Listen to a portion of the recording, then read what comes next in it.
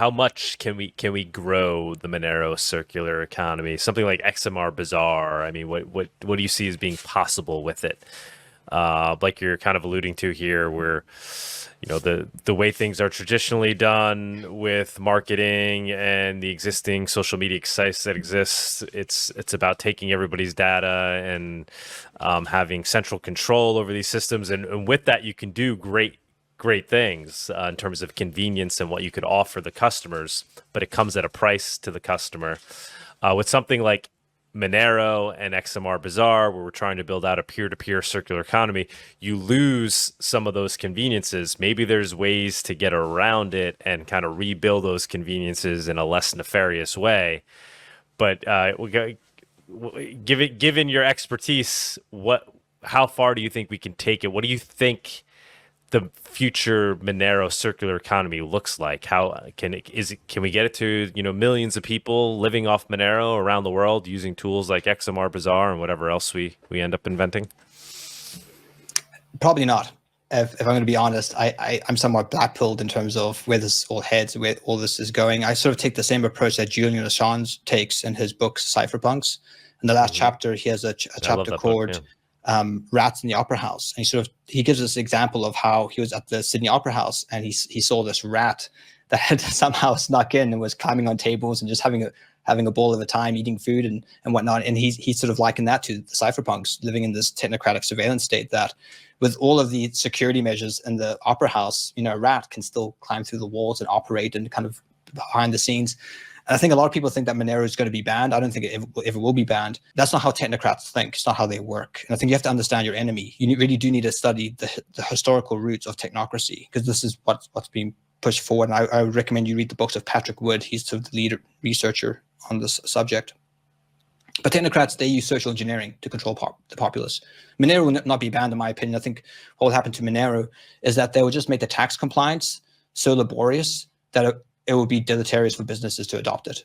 So, and then it won't be banning Monero. It would be, your tax compliance is so ridiculously difficult to do correctly that they can just charge you for tax evasion or some tax fraud. And that's how they will stop it. They'll use nudges and pressures. They're not going to flat out ban it. They're not going to kick down your door and steal your Monero.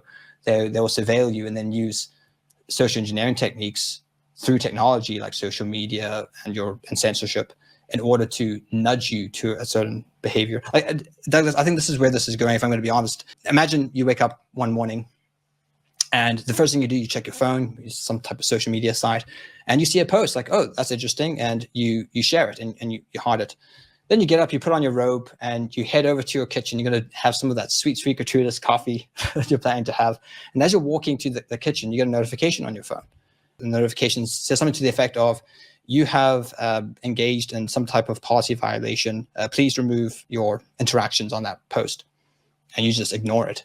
You get to the kitchen, and as you go on to turn your kettle, your phone vibrates again. It says, sorry, you're unable to turn on your kettle because you still have not complied with this. Please do so in 5 minutes, otherwise we will permanently shut down your kettle.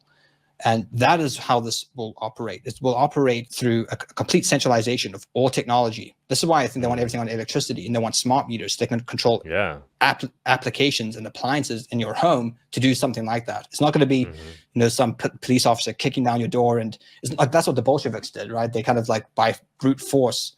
That's how those totalitarian regimes worked, and it didn't work. The USSR fell within 100 years. It didn't even last 100 years. The technocrats are far more sophisticated in their strategy in terms of controlling populations, and they do this through social engineering. And it's something that I keep a close eye on, because as a marketer, that's essentially what you're doing. It's a form of behavioral modification, it's a form of behavioral control. I try to do it in a way that isn't nefarious. I try to do it in a positive sense. It's a tool, right? You can use these tools for good or for evil. And in fact, even Hitler in Mein Kampf, he has a whole chapter on propaganda, and he defines propaganda as a weapon. And it is a weapon. It's used in wartime to destroy your enemy. You have to understand the thinking of your enemy, their techniques and their methods. And it comes back to Sun Tzu, right? The art of war, know your enemy. And you have to know your enemy. You have to know what their end goal is, which is a complete technocratic surveillance state where they not only are changing society, they're changing you. as well, and that's part of this. It's Patrick Wood has an excellent book called the Evil Twins of Technocracy and Transhumanism. I recommend that people read that. It's a great primer into the subject. And ideally, this ideology goes hand in hand with transhumanism. It's about changing you. Imagine if you woke up one day and suddenly you had gills. You know? It's like, I can't breathe. I need water. It's like, oh, here we go. And some benevolent, multi-billionaire says, oh, I've created the perfect habitat for you. Here's an underwater, utopia I've created. All you have to do is jump in. So by changing you, they can then make you prepared for the correct environment in which they want to get you in. So that's why these things sort of go hand in hand. It's actually called operant conditioning. I'm sorry to go on a tangent, but this is fantastic, man. It's all sort of interconnected. In the beginning of the 20th century, you had Pavlov and his bell ringing, and that was in the USSR. And then in the States, you had B.F. Skinner, and they pretty much were doing the same thing. It's the science of behaviorism. And the idea is that if you can control someone's environment, you can then control their behavior. That's essentially what it comes down to. So when the bell rings, the dogs salivate, you eventually take the food away, and all you have is the bell. You can ring the bell, and they continue to salivate. I think it's very interesting that on all social media sites, what is the symbol of the notification icon? Yeah, it's a bell. It's the Pavlov, yeah. Is that intentional? I'm not entirely sure, but the techniques are certainly the same. By controlling what's on your feed, it's a way of controlling your environment or controlling your perception of the environment, which can then modify your behavior. Even how the newsfeed operates, it's like a slot machine. If you ever found yourself just scrolling endlessly on the newsfeed, it's because it is intentionally designed to put useful information and things which isn't so useful, so that you're constantly getting a mix of really good content and really bad content. So you're inclined to scroll more. Keep looking. Yeah. This is called a variable ratio of reinforcement. So Skinner, he had these Skinner box. He put pigeons in these boxes, and he had them tap on a peck on the wall to dispense food. And he found that if you delay that every 5 seconds, the pigeon will eventually learn every 5 seconds that's when they get food. But if you randomize the dispensing of the feed with the peck, the rate of pecking scales exponentially. So this is the same sort of idea behind slot machines. So essentially, when you're on your news feed and you're scrolling, you're pulling a slot machine every single time, and it's done by design.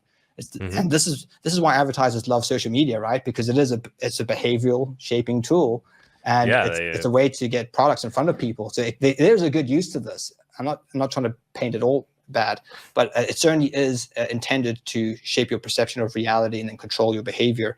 And this is why I think I'm pretty black-pilled when it comes to the technocratic state, and I suppose the attitudes of people. I think too many people are too happy to be socially engineered, too happy to be conditioned, because you really need a populace to embrace this, who is dependent on their urges being satiated. If you remove a moral compass of doing what is right, which could not be unpleasurable or lead to negative consequences, but if you can create or get people accustomed to only living for immediate gratification, and that's what these social media sites do, they give you dopamine, then you're creating a populace that is easier to control with technology. And I think it's all part of the plan to get people into the technocratic system.